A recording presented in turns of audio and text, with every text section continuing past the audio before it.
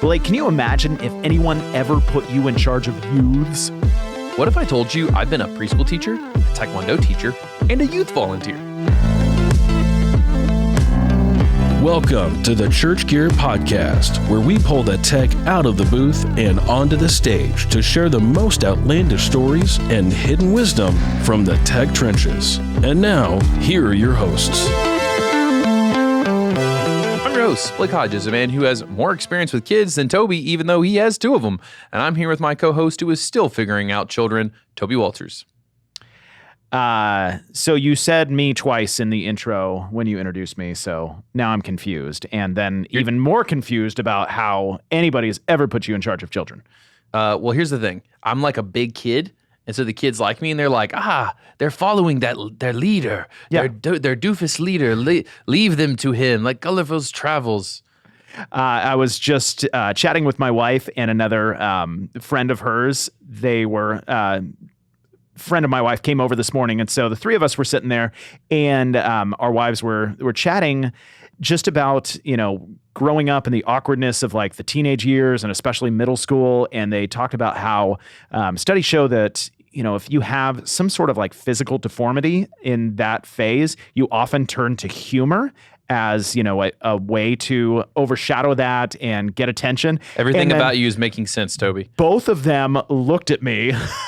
And I'm like, oh no, what's my deformity? And so then I'm, of course, wondering, what's your deformity, Blake? You're looking at it right now, Toby. I gained 10 pounds last weekend. It is, in fact, your face is your deformity. Well, the face, the I can roll my belly. I mean, that's intense. Quite something. I also have, this is too TMI, I also have a zit that needs its own zip code that's on my thigh right now that I picked up from the ocean. It's hard to walk.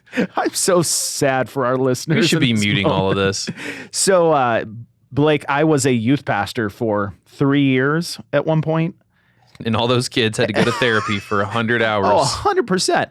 And I quickly realized, because I went to school and I wanted, I don't know that they offer this quite as much anymore, but a youth ministry and church music degree. Like it was one degree with both of those, because when you got to wear multiple hats for sure. I mean, it was pretty much the assumption back in 90s, early 2000s that like, well, if you're going to go into ministry and you're going to do youth, you're going to need to also do worship, because most churches have very small budgets for staff members, unless you get up to, churches of 500 and up. But most churches are very small. And so I did a youth ministry and church music degree. That meant I had one youth ministry course in my entire schooling. And I'm not exaggerating that. So it was a youth and worship leader degree, but it only had one youth course. Correct. Now I did have, stupid. Old Testament and New Testament. There were some theology classes, but there was one class around youth ministry. And I'm like, how is this half of my degree? And so even during college, I went to work for a small church in San Diego, and it was youth and worship. That was my job. And even that was a part-time job. And I very quickly realized, okay, I think my skills and my desires land more in worship than they do in youth. But you've somehow been placed in charge of some... Toby, I was 15 years old, and the Taekwondo studio, I was there at like 7 a.m. It's for summer camp, and my bosses weren't there. I have a long history. My bosses let me down. And they... Which stopped the day you came to church. Sure. And then you hired other people. So... people are just dropping their kids off with me. I'm 15, locked out of a building on the street. And I had like 10 kids at one point. I was like, you guys are crazy. You don't understand what it's being like a parent, because, as soon as we see something that resembles any sort of responsible adult, we're like, oh, great, here's our kid. I was a 15-year-old with floofy hair on the side of the street. Yeah, and a deformed face. Yes. Yeah. But I'll tell you what, being a Taekwondo teacher, much better than being a youth volunteer. Because being a Taekwondo teacher, I'd kick them in the face if they didn't listen. I'm serious. I would kick them in the face. Now, the youth volunteers at church, dude, they're impossible. What are you going to do to them? Be quiet. What you going to do to me? I'll tell you to be quiet again. All right, I'm going to throw the chair. Now, was there some warning that was sort of like specifically placed towards you when you came aboard as a youth volunteer? Did the youth pastor have to like sit you down in your own separate room and say, okay, Blake, here are the expectations of a youth leader here? So my kids are really energetic, and I call them cocaine squirrels. And I have been informed I'm not allowed to call them cocaine squirrels. But here's the deal. How about like cocaine like badgers? I think it's the cocaine, man. I don't think it's the squirrels. Think the deal, though. Out of all the guy-girl leaders that started in 7th grade and now we're heading into 10th, me and my leader are the only 2 left. So I think I get away with a lot because they're like, we got to keep some help around. Yeah. And I'm just thinking, as far as what you can call somebody, like a cocaine squirrel is pretty minorly offensive. Like, I think it's fine. Yeah, like, why are you so offended? Are you actually doing cocaine? Do you have something to hide? Exactly. Speaking of having cocaine to hide, the production director and head cat wrangler at Journey Church in Lake Worth, Florida. Words are hard. I did some cocaine. Oh Kyle Bowman. Kyle, Hey, save everyone. us. I feel like we need to make a general disclaimer that no cocaine was ingested or, backpacked during any of this episode. Kyle, if someone accused you of doing cocaine, how would you respond? I would say that I live in Florida. And so I hope I'm not Florida man. That's all I think I would say. Yeah. I was 'Cause, definitely a Florida man last week. Blake, For sure, yeah. You were just whatever state man you're in. You're Tennessee man right now because something bad's going to happen. You are going to be the headline of some, crazy news article. Wild card. Yeah. All right. Kyle, we're going to do some 5 truths and a lie with you. All right. Which is our game we play every week where we've got 5 truths, 1 lie, and me and Toby are trying to guess it. Number 1, my wife and I just had our first baby. I would think that'd be more his wife's work than his, but, Okay, side note, when people say we're pregnant, I'm like, Yeah, no, you're not. your wife's No, you're pregnant. not. Yeah. Number 2, I am an avid Philly sports fan. Okay. Name a Philly team besides the Eagles. The Philadelphia Eagles. Yeah, besides. The NFL is the only sport that matters, Toby. I'm a Commanders fan, so I hope this one's the lie. Okay. Also, he lives in Florida. Number 3, I appeared on Extreme Makeover Home Edition. Did you ever watch that, Blake? No, but I know the premise. Yeah. That also sounds really fun. Like if he would have not put Home Edition and just told, like, oh, yeah. Like this is the made-over version. He already had his glow up. you know what would have got canceled so hard? When I was at like middle school, they had this show called The Swan where they would take girls on the show and Yeah. do them up. All right, number 4, I've worked with the former president, Donald Trump. See, I believe this every time now because like every tech is like, I worked with this president. I worked with this president. Donald Trump is a hoe. He's just getting around with everybody on the show. Oh my gosh. Number 5, I've never watched Harry Potter or Lord of the Rings. Well, of course, I'm a good Christian too. Wow. I've never watched any of those things. Okay. Number 6, I seriously dislike cooking cocaine. I mean, cooking. He said, I seriously dislike cooking. Okay. I'm going to lock in and say that he has watched Harry Potter. or Lord of the Rings. So you go ahead and pick yours now that I picked mine. Dang it, Toby. I know. That, You're that was really what I was going to go for. Too bad. Can I just jump on yours? No. I'm going to say that he does not seriously dislike cooking because a lot of tech guys, they like smoking meat. They sure do. And when I get a yard, I'm going to join them and I'm going to Yeah. ask their advice. Okay. All right, Kyle, what's the lie? So I will say, Toby, you're wrong. Come on, I have Kyle. never watched either of them, not because I wasn't allowed, just because I never did. I was a Star Wars kid growing up, and so I never watched either of them, and that's what happened. But I will say, Blake, you're right. Oh my gosh. You are 100% right. I actually really do love to cook, and I'm in the same boat. I don't have a backyard, but when I do, it's going to be sick. Smoking some meat? Blake, Yeah, these for are sure. your 15 nanoseconds of fame. Enjoy. Oh, no, they're gone. Okay. So, Extreme Makeover Home Edition, what Yep. was your role on this episode? So I didn't get a house. I thought that would be cool. Yeah. But I didn't get a house. I actually, right down the street over here in Florida, there's a small town called Boynton Beach, and I used to live there. And we have a baseball field there. And in 2006, Hurricane Wilma came through and like wrecked everything in South Florida.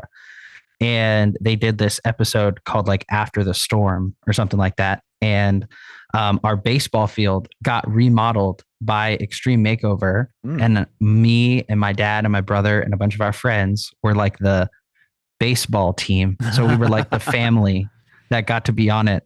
And I will say, I don't know if any of their producers watch this, but it's all a lie. So they did do the baseball field, but everything else, not true. That's crushing. So, Come on. The host was Ty Pennington? Is that Ty, yeah. Come on, Ty. See, Ty, really dropping the ball. Nothing about the Church Gear podcast is faked. Not at all. Blake is absolutely this way. One of our recent hires, when he met me, he said, man, after listening to the podcast and working here, I thought that it was all just a show. Then I was like, nah, you are that dude. Yep. Okay. Tell us about, hang on. I have a question outside of your 5 Truths and a Lie. You live in Florida. Do you go to the beach often, or is it just lost its appeal since you live there? A little bit of both. I dislike the beach. 100%. Can't stand it. Something about the sand is just not great. Yep. I don't like it. It's hot. Yep. You do a lot of work to get sand and sweat, and it's just not fun. Kyle's my man. I'm not a big beach guy, but I do know a lot of people that do go to the beach a lot. There's 2 camps in Florida. You either really like it or you really don't. And so, yeah. I hope to be a snowbird one day and really like it. Yeah. Oh, big beach guy, huh? Okay, so what did you do in your role with President Trump? Yeah, I actually didn't know it was for him until he showed up. I was doing an event with a buddy, and we were at this very fancy hotel in Palm Beach, and we were doing like this lighting thing, and we set up the stage, but nobody was really telling us like what was happening. And so we're doing all this, and then like a bunch of dudes in suits showed up. And we were like, wow, this is cool. I'm wearing like a black golf polo. I'm like, oh, this is great. And there he came out. The Don came out and did a little speech for these folks that were sitting there. And we were all like, well, that was something. And that was that's my story. Was he the president at the time? He was not. It was right before he became president. So he was pre-president Donald Trump. Got it. So you didn't have any like crazy security measures that you had to go through, or not yet. They in hindsight, they did put us through a metal detector, but I never took anything out of my pockets. So that was kind of weird. It does seem like once he was president, because we've had a lot of people who've worked, did audio stuff for him. The security gets nuts. Like there was one guest, I don't remember who, that there was a PA hanging over his head, and they were like, "You have to move that." And they were like, "You have to move the PA. Can't move the PA." No, you're gonna have to move the president. I don't know what to tell you.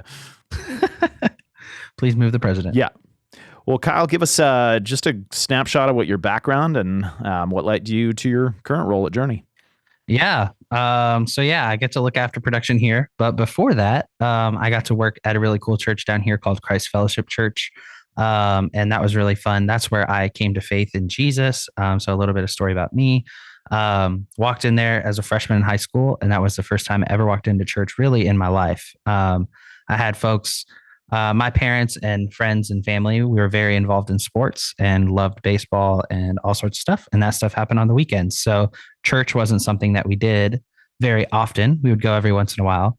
But I would say it's probably the first time I ever walked into church saying like, I'm going to church today, and this is something I kind of want to do. And so went there for a Christmas bash youth service, and God changed my heart and gave my life to Jesus right there. And it was all the rest is history, I guess. And from there, I joined in and did a youth internship to become looking into doing ministry and stuff, because that was like my calling and I was really excited about it.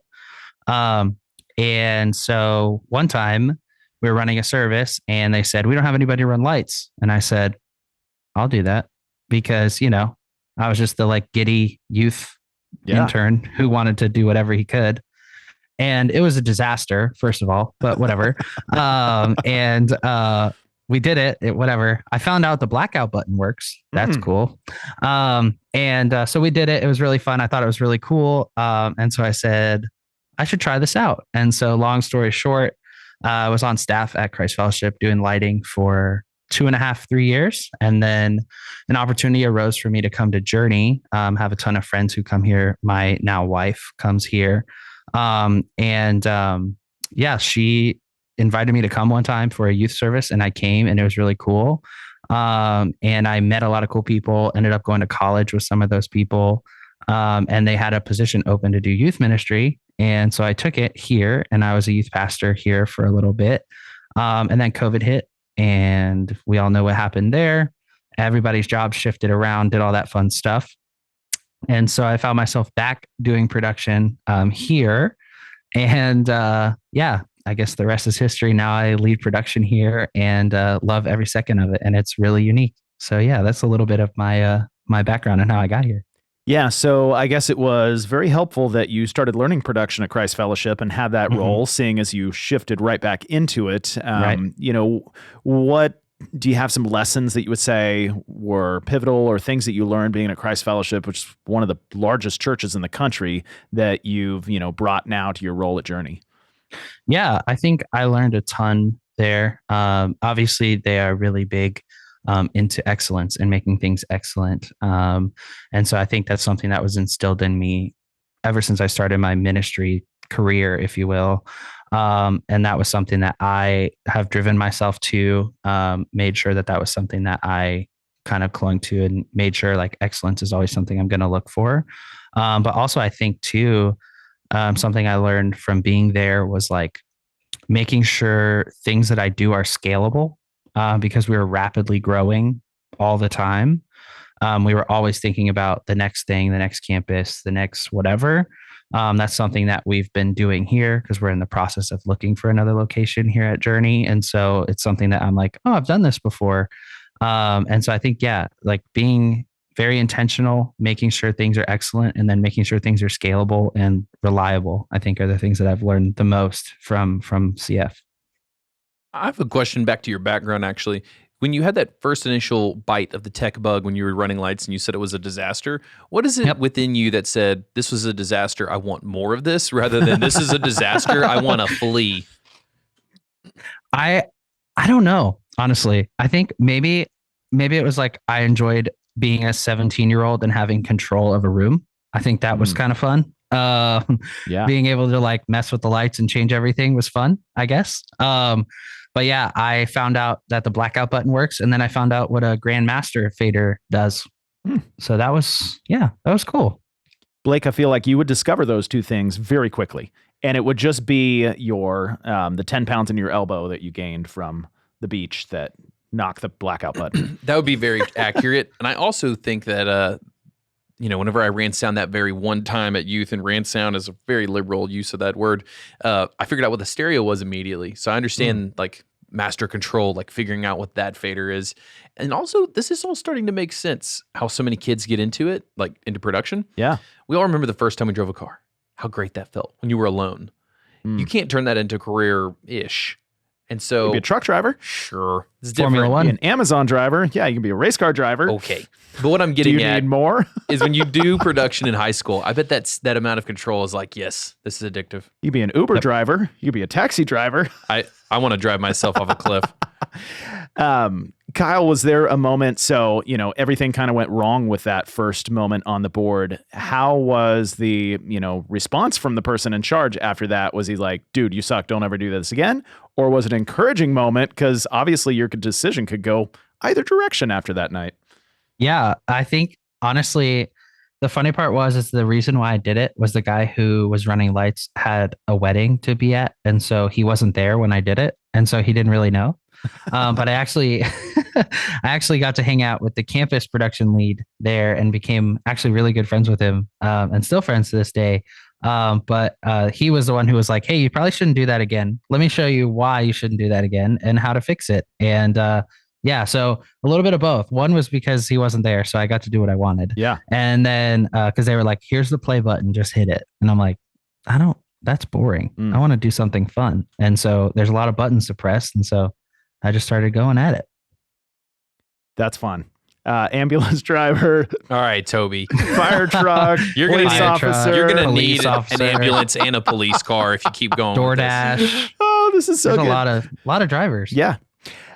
So Kyle, I remember, visiting your church maybe 6 months ago, and just you mentioning, oh yeah, I started here as a youth pastor, and then COVID hit, and I had to completely shift roles, and I was like, what? So just give us that story real quick of how, the tables turned for you. Yeah. I mean, for me, it was like, I was pretty upset, to be honest with you, because it was like, oh, I just left to do this, like, kind of, I felt like God was calling me into doing youth ministry, or like even just being on a platform and teaching, because I enjoy doing stuff like that. And I was like, God, where are you at? Because this is not what I signed up for. And I feel like the Lord, through this season, like, obviously I was frustrated for a little bit, but I feel like the Lord was just kind of like, hey, you don't need the mic. You don't need the platform. You don't need anything to like grow and disciple people, and specifically grow and disciple the youth. And so I think that's where God kind of like elevated me in that season of like, hey, you don't need all of this to do what you're called to do. And put me in a very unique position in production as well, because our team was very uncared for, honestly. There was a lot of folks who honestly were just coming to serve because they were, signed their name on a piece of paper, and they were in the endless loop of planning center. And so they got the opportunity to just be cared for and loved on. And I got to be a part of that, and it was just really cool. And I feel like God kind of turned the tides on that. So to be honest, I was a little frustrated, but God turned it into something really cool. Yeah. Do you feel like you have ended up being more of a youth pastor than you ever knew you would when the word came down that you're going to be switching to production? I mean, maybe. I think it's funny because I get a lot of interesting folks coming into youth. Like the folks who come into production, especially for the youth team, are the kids. Like, we'll have like 2 or 3 kids who are like, they're all their best friends. And it's like, I know you're friends, but like, we're trying to get something done here. So, like, we can save TikTok for later. Let's make sure we're running lights here. And so, I think it's been unique for sure. And the group of people that I've gotten have been really awesome and really cool to see, like, God do such incredible things in their heart. But definitely feel like I'm able to care and disciple people even more maybe than I was having like the official title. Yeah. As they say, good help is hard to find. I mean, Exhibit B over here, Blake. You're such an A-host, Blake. man. And Blake, you remember that we literally hire people here to drive for us. They're called drivers. This is going to be your thing for the whole episode. Yeah. Isn't I mean, it? Every time you could Kyle's be a church talking, gear truck driver. Yes. I'm just coming up with new ones. I'm going to text that dirt I have on you to the whole company if you don't stop this. Kyle, where do you recruit from at Journey for your team? Where do you find your volunteers? The youth a lot. Keep that trend rolling. Yeah. But also just word of mouth. I found a lot of people are eager to serve, but they want to serve with people they know, and they want to serve in a place where they feel comfortable. And so what more comfortable than to serve with your friends? And so what's been cool for us is I've created events and stuff where I've said like, hey, bring somebody that you think would be a good fit for our team. And we've actually gained a fair amount of people from events like that. We call them +1 events around here. So that's been really cool to grow our team that way. Word of mouth has been huge, getting in lobbies and stuff and just seeing potential in people. But the youth have been really awesome because a lot of youth are very tech savvy, but they might not know it. And getting to show them that all of the stuff in the back and the switchers and the gear and everything like that actually isn't that intimidating if you know what you're doing. And so training them and teaching them has been really cool. And we've seen a lot of fruit from it. So good help is hard to find, but not if you train it. Yeah. So, what do these events, these +1 events look like for production specifically? How are you, enticing production-ish people into an event to meet others? Yeah. For us, it just looks like something very casual. It's very like low pressure. Like we'll do it at one of our campuses and we'll, cater in Chipotle and just have everybody eat and hang out, play games and stuff like that. And I'll kind of, walk around and give a charge to people who I might not know or get to know them and just start a good conversation. I'm not expecting them to sign on the dotted line on that night, but maybe playing the long game with some of them, maybe, and asking them like, hey, what does it look like for you to serve on our team?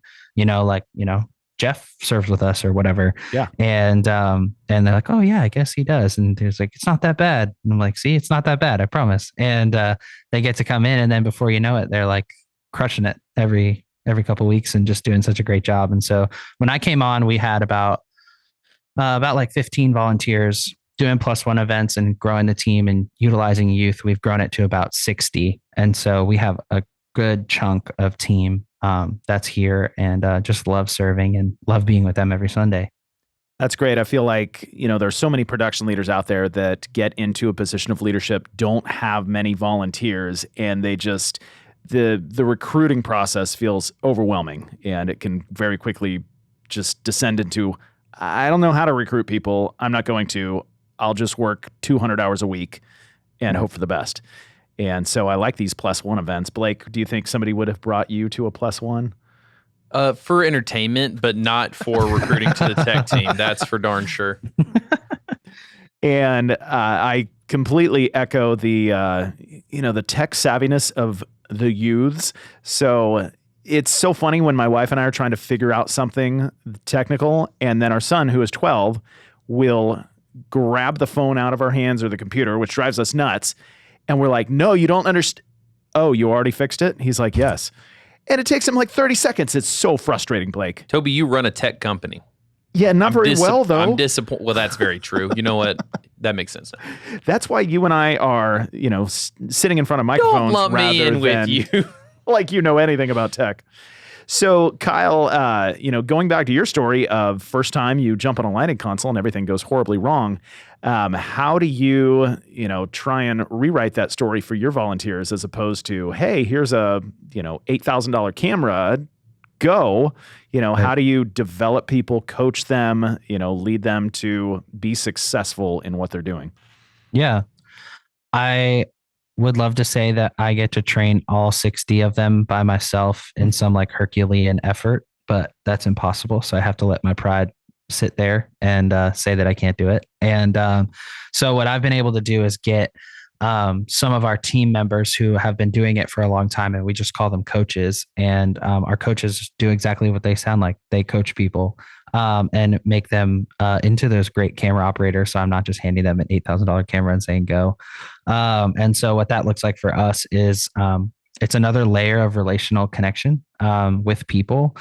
They get to grow and learn from another volunteer just like themselves. And that has been actually really fruitful because sometimes, on a Sunday, I'll be running around herding all the cats or trying to figure out what's going on. And it's like, oh, my camera's not working. And it's like, okay, here, and I'll fix it really fast and move on. But they didn't learn anything from that. Where I can teach somebody else that in a setting that's very calm and not rushed, or they can ask good questions, and being a place of receiving that knowledge and actually utilizing it. And so, yeah, I think that's kind of how we've done it. We've go case by case with everybody based on where they're at, how they're feeling. Because I never want to just throw somebody on a lighting console and not tell them what everything does. Yeah. And so, just making sure everybody's comfortable when they jump in, because I don't want it ever to be a burden or something that's happening while you're serving that you're feeling like, oh, I'm going to mess this up or I'm going to whatever. I want it to be a place where people feel fulfilled and feel excited to come in on Sunday and serve and just love what they do. And so, yeah. Yeah, at Church of the City, where I'm at, my wife and I would see there was this woman who was one of the camera operators, and she would always have her daughter with her. Her daughter looked like she was about 10 years old, and it was like almost like a miniature version of mom. And she'd always be sitting right next to her at camera ops. And then one day we saw the mom at the camera, and we're like, where's the daughter? And we look over on the other side of the auditorium, and the daughter's on her own camera now. And I was like, oh, That's awesome. That's so fun. Yeah, that's happened to us a couple of times. It's so cool. Yeah. One of the, topics that often comes up with production people is whether or not to go to real school, college, university, certificate program, or just to train and learn at church and then jump on the road or jump into a job. Give us some of your perspective, Kyle, on whether or not, schooling is worth it or not when you want to go into production. Yeah. That's an interesting question because, like, coming from a personal sense, I'm not trained that way. I went to ministry school. So 1 + 1 = Jesus. That's all I have to worry about. And so I didn't have any formal production training at all. And I actually just learned from asking a lot of great people really good questions, and seeing myself make errors and grow from them, and do stuff like that. I say, like, if that's your passion and you feel called to do something like that, then why not go learn, And I don't know what that looks like for a lot of people. I know for us, like, I've had a couple of people who have shown a lot of interest in audio, and, Full Sail is a great college that does that. And, we've said, why don't you try that? Or why don't you not try that? Or, come and hang out, learn from us. And we've had people do all three avenues. And it's been really cool to see, people who feel called into it. But I've also seen people who don't go to school, and I've already probably know more than I do. And so it's one of those things that it kind of depends on you and how you feel about it. I personally am not a proponent of school. I did not do good in school. So it's not my favorite thing in the whole world. And so I say, whatever you feel, go for it. And you'll gain so much knowledge and learn so many things no matter what you do. But it's all about asking those good questions and being okay with failing a little bit. Do you feel like ministry school helped you to just be more pastoral, be a better leader in your ministry? Yeah, I think ministry school definitely helped me, just like land my calling, almost land like my personal feelings about ministry and even what I believe a little bit, and just understanding what I believe. Yeah, so that's kind of why I did ministry school and even followed through with it, because I was actively working while I was in college and had thoughts about not doing it because I'm like, I'm already doing this. Why am I still in college? Yeah.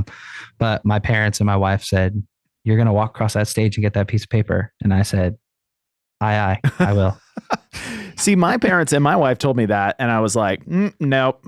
Toby filled out instead. Yep. Yeah, I am lacking one test to get my college degree, and it's just gonna never gonna happen. What do we got to do to get you to do that one test, Toby? I don't know, $10 million of annual revenue? Because it's more a source of pride at this point that I'm like, look what I've done with no college degree, even though I have 99.9% of a college degree. Doesn't God tell us to lay our pride down, Toby? I think we need to make this bit happen. I don't know about this. We'll talk about it later, Blake. All right, there's got to be an incentive for that. So I feel like you've said some of this, Kyle, and maybe I'm putting words in your mouth, but I feel like this about production. There's so many opportunities if you love production and you're young to just go do production. And if you want to go to school, or if that's kind of like your family's plan and that's part of what you do, like, you're going to learn a lot of stuff that has nothing to do with production. And the time to go try all these things is when you're young. If you want to go on tour and you're 19, great, go on tour. If you want to move to a different state and take a job as an LD at a church, like, awesome. Like, the stakes are so much lower to try these things when if you are just, sitting in school all day, like, you don't get to have these experiences. Yeah. Yeah, for sure. I would echo that and say that that's exactly what it is, because being in that phase and knowing, like, when I was in that phase and going into college and just like doing what I felt was right. And, my family was like, oh, go to college, do all that. Like, I was doing it, but where I was learning the most was like doing hands-on and like growing and making mistakes and learning from them and asking those good questions. And so, yeah, I think no better time than the present when you're in that stage. Like, go for it, learn, ask the questions, do what you feel is right. And ultimately, like, ask God what he wants to do in that season and try to be faithful to that. And I'm sure there are some, but I can't really think of them. But most jobs in production are not looking for a degree. They're looking for experience. Correct. And that's a tough pill to swallow, but it's true. Toby, I'm going to put you on the spot. Of all of our guests we've ever had, because you have the better memory between the two of us, has anyone other than the people who run colleges for production said they recommended college? Because I don't think anyone did. Everybody's kind of careful with this topic because college is right for some people. Some people are not, like, especially like they didn't get the maturity they needed in high school and they need those years at college, even if it's just 2 years or 4 years. I know Chris McDonald has a lot of education and has used it to his benefit in his role as a production director, like in budgeting and project management and leadership. So I don't remember quite if he was, an absolute proponent, but I know he's continued his education, got his master's degree. I know Drew here at Church Gear, like he has a master's degree. He's very big on education. And he works for you. Yes, but he does so much more than you, Blake. So and you have a college degree. So that's shocking as well. You never asked for it. I could just be lying. That's true.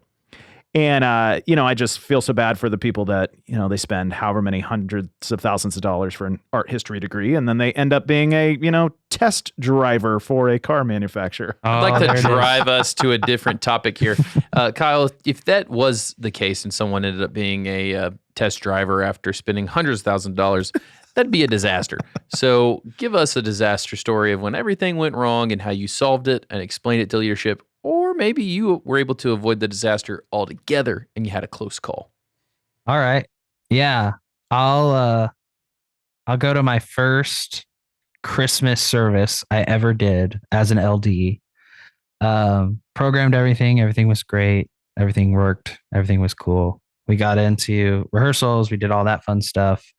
And we had, 7 services for Christmas that year at Christ Fellowship. And we were rolling into our first service and I, locked the desk, went to the back, grabbed some coffee, whatever, just getting ready pre-service and came back and the production lead at the campus I was at was like, "Hey man, like, is everything okay?" And I was like, "Yeah, like what's the problem? You want some coffee?" And he's like, "No, like you need to go out there." And it had been about 20-ish, 30 minutes since I had came back to the booth and I left the hazer on that entire time.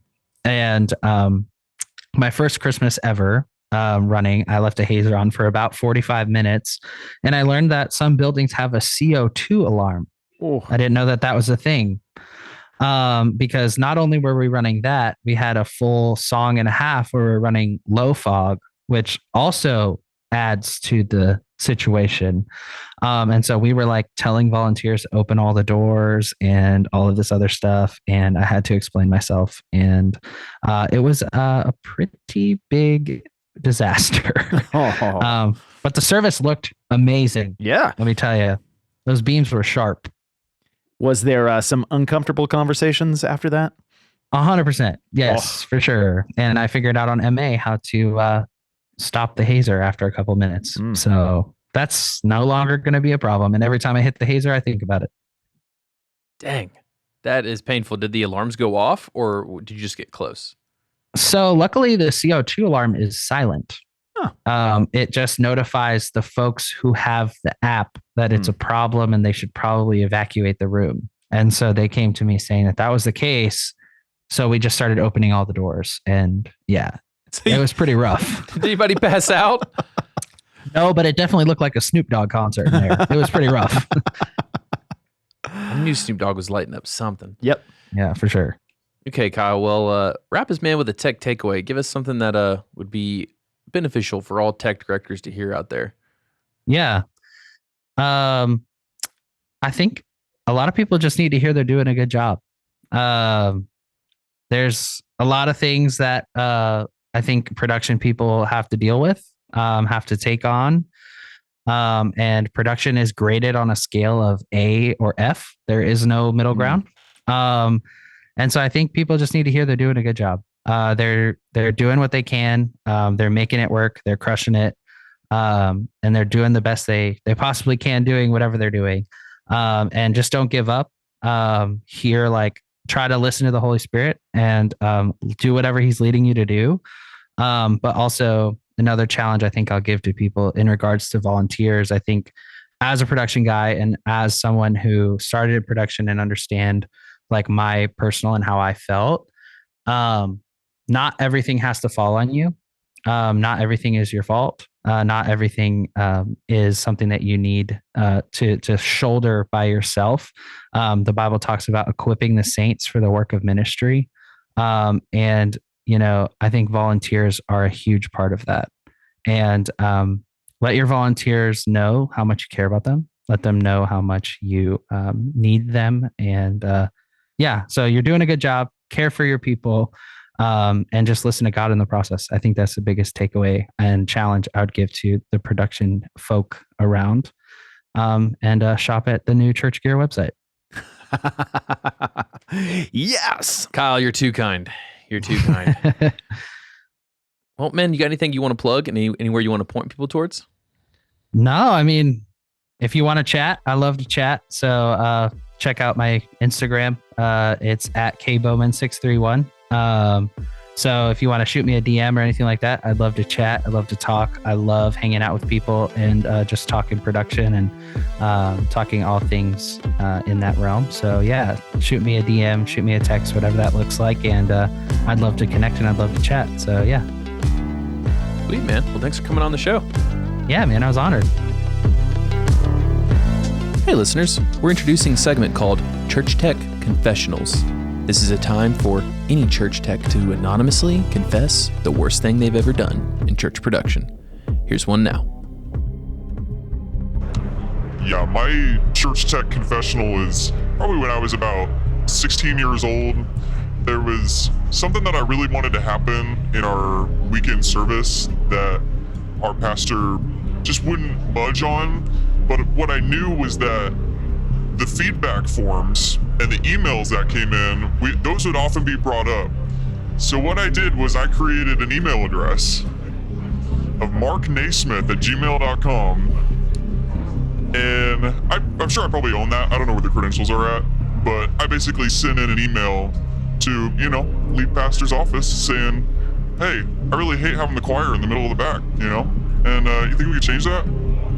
And that still lives with me, I still remember that. I don't know, but you know what never happened again was the choir was never in the middle of the room, in the back. So they were off camera and out of sight. So, little win at, my 16-year-old production self, but there you go. Hey, if you have your own 3 to 5 minute church tech confessional, record it and send it to podcast@churchgear.com. And don't worry, we'll apply a voice changer and you'll be 100% anonymous. Your pastor will never know. Thanks for hanging out with us. We hope to see you back next week for more absurd stories, tech takeaways, and overall buffoonery here at the Church Gear Studios. Blake, I'm really going to take Kyle's tech takeaway to heart, and I just want to tell you that you were doing a job. Toby, I thought you were going to say adequate job, but hey, you say I don't even work here, so I'll take a job as a vast improvement. And until I can afford the AI to replace you, you will continue to do a job. I bet the AI will cost more money than me, though. Right now, but eventually the technology will catch up where it will be pennies on the dollar that I pay you. And for less than pennies on the dollar, you could text this episode to a friend and be like, hey, check out this episode, and I just want you to know you're doing a good job. Yeah, or just a job.